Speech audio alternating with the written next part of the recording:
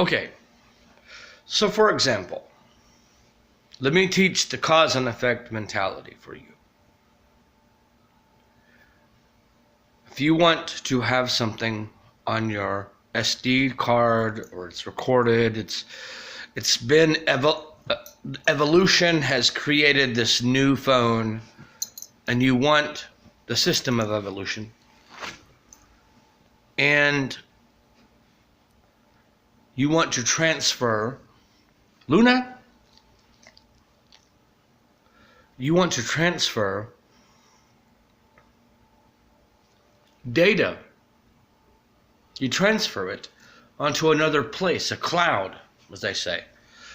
So this is proof, in essence, that things are transferable, and that the mechanisms of life are only back and forth. So I just proved afterlife. It's very simple. There's a lot more to go through. But see, the reason why we get so angry with people, and I mean people who are in service, public service, become so angry with people who are in private service, is because those in private service have no clue. Now, you don't have to be a policeman, fireman, or a soldier, or Marine, a sailor, whatnot have you. You can just be good for the moment. And that's a public service. That betters the next moment. Right now, I don't even have money to buy cigarettes, but I will tomorrow. And you know why? Because I gave it away to strangers. Not kidding you. I can take that mark wherever. See, nothing is greater than a brother or sister or in between who lays down their life for another. Nothing. Nothing is greater, because it's the mentality of sacrifice. Many early humans got this, but they took it a little bit too literal. So you can choose in your mind to sacrifice or save the moment. You can just kill it by reason of I don't want to be here. I don't like you. You can through chemicals in your head and all these atoms and everything that has already been a beautiful system, you can just, which is proof positive that you're just pixelated, folks. You're just a program. You're not even conscious. You're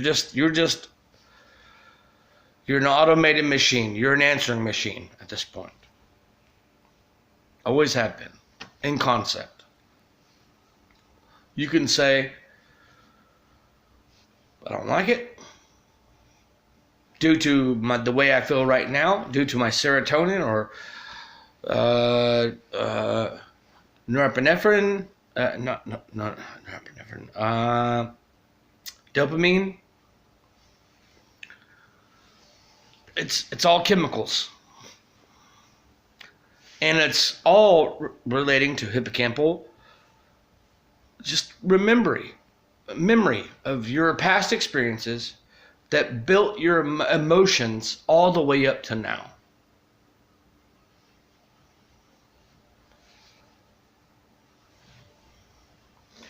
And you can choose to judge people if you want to, but that kills everything. That kills things in the long run. In the long run. Okay? So the reason why people, like me, for example, when I was a child, I was beaten and locked in closets, and my mother, rest her soul, I felt so sorry for her because she was mentally ill. She wrestled with religious psychoses. And I also kind of do too, but in a different way. She took it very literal, and I take it very figurative. because I have searched every scripture on the face of the planet. And I become obsessed with teaching people how to understand how religion is just an ideology, no different than any other ideology, of such as atheism, any other behavioral pattern. That all things are just reverberation and vibration, return and send. That's it. So I suffer with it in a weird way, trying to explain why scriptures are written for the time. Only because people are telling people they're going to burn in hell forever. But people like me, the reason why we suffer so much is because we have seen a world, because we've been brothers keepers, sisters keepers for so long. We've seen a world that others don't see. So the introduction to tragedy makes you think more. It's cause and effect. I say this so much. I will continue this message every day, at the same time, all the time, until I leave. I'm about to leave and just be gone. That the critical nature in people is that they don't understand what goes on. It's out of sight, out of mind. Reality. So what happens when something is out of sight, out of mind, is that they lose. It's like deleting a partition. It's like defragmenting a hard drive. So people like me, or you could say even John the Baptist, and for example in Judeo-Christian scripture, they just went away from people. They want to get away because, oh my God, who wants to be around people? Look at Yeshua, or Jesus, in scripture. Just wants to get away. He's sitting with sinners and prostitutes. What's being highlighted here is the fact that people are pharisaical and judgmental and religious, and that they're judging him just for being an average person and just being a kind person. But that's for everyone. That's for the Rod Parsleys, the Benny Hinns, all the charlatans, all the snake oil salesmen. And they've lost wisdom, and they've got no clue because they've never been anywhere. There's an element of God that will help you, but there's also a time where you run into like a wall. Okay, it's kind of weird. Like it's this observer principle, this weird feeling that you do, that kind of inspires the universe or whatever have you, nature or God, whatever you want to subscribe to today. It kind of it pours a little bit of fuel on the fire. And you can solve some things within reason. But there's none of this kicking babies against walls. That's all stories. That was a lie. What was this guy? Oh my, I can't even remember that guy's name. He was a famous Presbyterian, Protestant preacher. Smith Wigglesworth. That was a complete, total lie. He was drunk. You don't kick a baby against the wall and it lives. Never has happened, never shall happen, never will happen. But see, people believe in these things.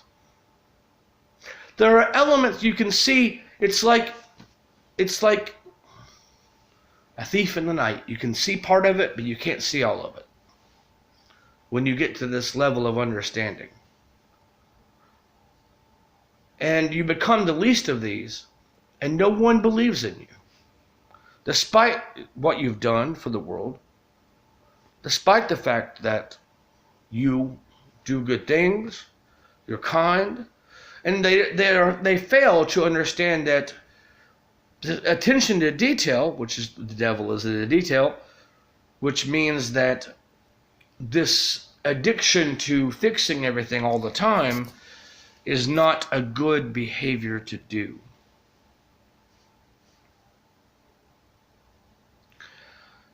And so it happens. So people like me, or you could even reference Rambo, like the last Rambo that was made. He just wants to be left alone. And all the Christians are coming as mercenary. You know, see, there's stories. There are symbols and stories written in everything that completely fly above the heads of casual laymen or lay people.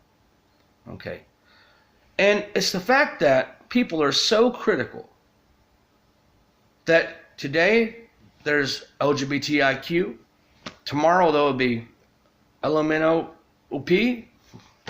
It keeps going. We're highlighting the process of social evolution here, and that our technology has evolved, but our hearts have not evolved. Our hearts have been focused. The only reason why technology has evolved is because we're trying to make money. Those people are trying to make money at that time. And it keeps going and going and going. And it's a placeholder for a placeholder for a placeholder. And eventually, what happens is you have this nuclear weapons everywhere. But we get so upset, people who have seen, and you have a 1,000-year stare, which is a head nod to the 1,000-year reign, which is like Hitler said, 1,000-year Reich. It's all the same reference. It's meaning, see, many Christians drop off of Revelations because they don't understand that after the 1,000 years, the beast is re-released onto earth. I mean, they don't get the repetition of back and forth. And so for people whom have served in any capacity, they suffer this terrible problem with any person who feels passion. You know, we can't fix the world at one time. I mean, but we can understand that it's a process. It's like building a house. Okay? And, you know, you got to fix here, you got to fix there, you got to fix there, you got to fix there, you must fix there, you got to fix there. And it's a never-ending song. But people who have seen true trouble, or being beaten, or just who can critically thought about reality, they carry a weight. They become like Atlas or the turtle. It's basically they become, or like Jesus in the garden. They become so upset. And you can do this on a micro and macro scale. I mean, every moment you have the chance and the opportunity to be kind or not. But you become frustrated. And that's highly dangerous. You get locked into a certain point of nirvana that is highly dangerous. Which means, what I mean by nirvana is that you understand the workings of the world, and you understand that you alone can't solve it because people are too dull and dense to receive the message.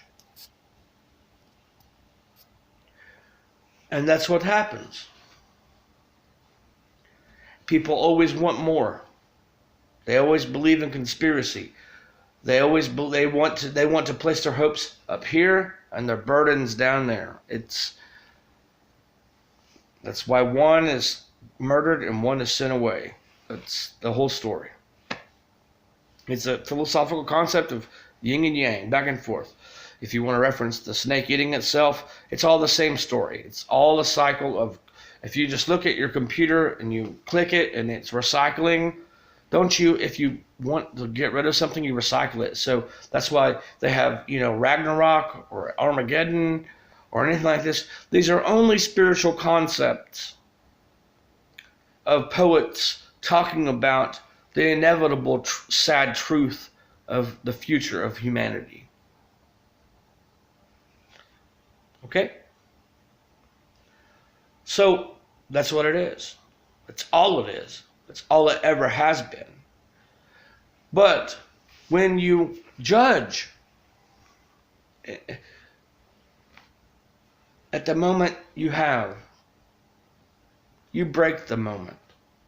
You break the moment. When you look at someone because they're black, whatever, white, different, and you judge them, and you don't understand the fact that people come from all walks of life, and you do this and you don't understand, just you don't get the gist. You don't get it that things just evolve through relation via proximity and knowledge, then you've made a complete total failure. A complete total failure. It's a sad story. You're all the same people. It is one everything. Tied through. If I breathe oxygen, I breathe nitrogen, all these molecules that succeeded and became compounds and just whatever have you. And I breathe it in, and I breathe in nitrogen, and I breathe out carbon dioxide because my body is using it. My hemoglobin is working and carrying, and there's a mitochondrial war right here in my hand from where I was playing with my dog.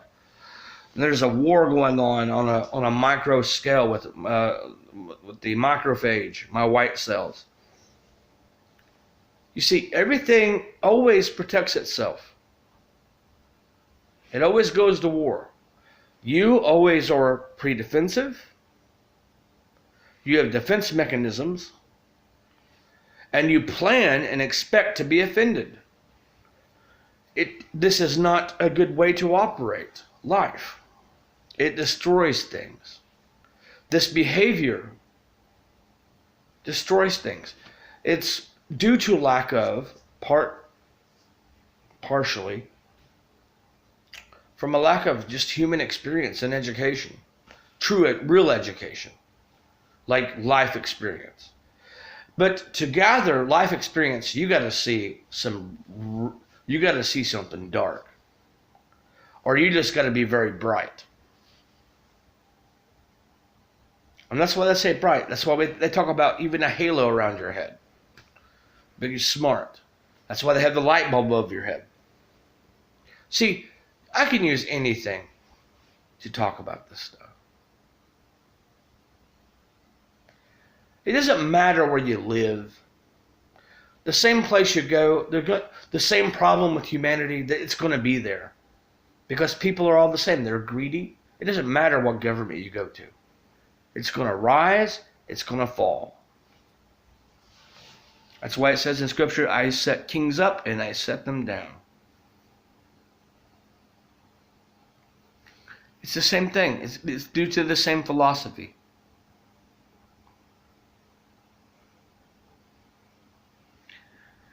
And this is this is a sad story that people judge on appearance and not the inside of character. They don't actually. They tell you don't lean on your own understanding, but they are leaning on their own understanding. At the same time, they're incapable of understanding that they're religious and they're a zealot. And it's bad. It's bad for the entire world. Anyone who's a nationalist or racist, hey, you're going to be turned away. It kills the world. I don't care if you're a feminist, a white Ku Klux Klan member, whatever have you, a Zionist Jew, a Zionist Christian. Anyone who believes that their way is the only correct way is part and parcel the problem for this reality that contributes to death and destruction. It's been written. And see, Christians, I will speak Revelations, talking about the four horsemen, death, conquest, pestilence, and famine. And they are expecting 4 horses to come riding down in the future. But we've always had this. And they don't understand that the beginning of Revelation of St. John is, so is ascribed to St. John, is the beginning of it is the story of everything. It's the story of everything. It's a metaphor, a philosophy personified, that we've always had this. We've always had these problems. But he couldn't get too literal at that time because people would kill him. Or whoever the Gnostic author was, they would kill him. Much like if I'm telling you right now, some zealot's going to come try to put a bullet in my head.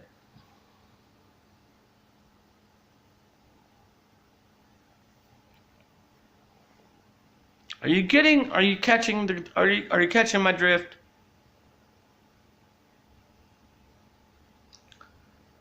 Progression.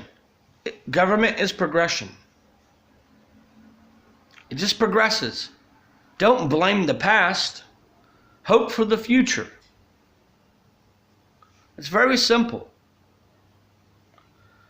And people just don't have time. They don't have time to listen anymore. They don't have time to figure things out. Because the more you have, the more you want. And it's a variable. It's a kaleidoscopic variable. And quite frankly and quite sadly, that's what we have to deal with. And we got to get off this planet before all these idiots blow it up. We must get off this planet. If you want humanity to survive, you've got to leave. There are many secrets told. And nobody believes them. Humanity is far more ancient than you can even understand. At least part of our DNA, part of our genome is. Way older.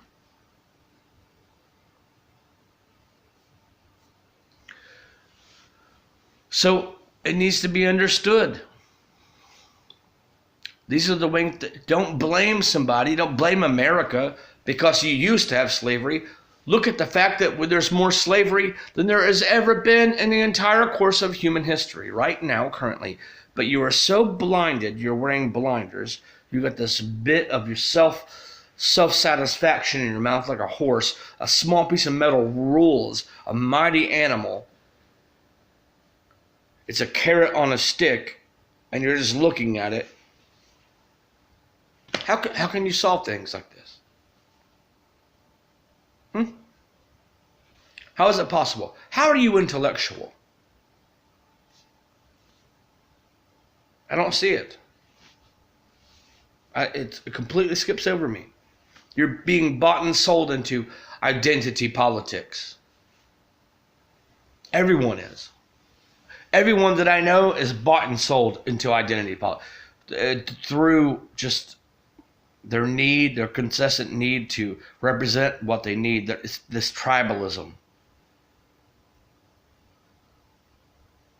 They're bought and sold into it. Every person is. Of classism. Look, if right now you want to make socialism, well, eventually it's going to evolve down into Bolshevik, Menshevik. It's going to evolve down into an umbrella. This umbrella consideration it's going to coalesce. It's going to come down. It's going to evolve, and you're going to have factions, and then you're going to have fractions, and then you're going to have feudal society. It's the same thing. It's all relation. It's all relative to a certain standpoint. And it needs to be noticed. If you went to university, that only means you sat in a classroom for so many hours. Doesn't mean you're educated. Does not mean that you're intelligent. It means you can sit and pay attention. True life and true experience is getting out into the world and seeing true pain, because that is the only catalyst. It's the catalyst, the module to fix anything. You see pain in the world, you want to fix it. And that's it. I don't care if you went to Harvard. I don't care if you went to MIT. I don't care if you went to Berkeley, Brown, Mississauga. I don't care where you came from. We're all the same people. And there are many people who try to take advantage of this through this Marxist nature. But Marx was a failure because he failed to understand the evolution of society. That you cannot remove the bourgeoisie and expect that things get better for the proletariat. Because he failed to understand that this is the common way of life, that people are never satisfied. That's where he failed.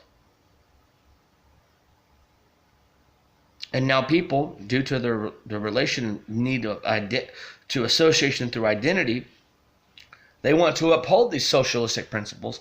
Well, it doesn't really work. Neither does capitalism, because it's ran by people. And people turn out to be just a bunch of boxes of garbage.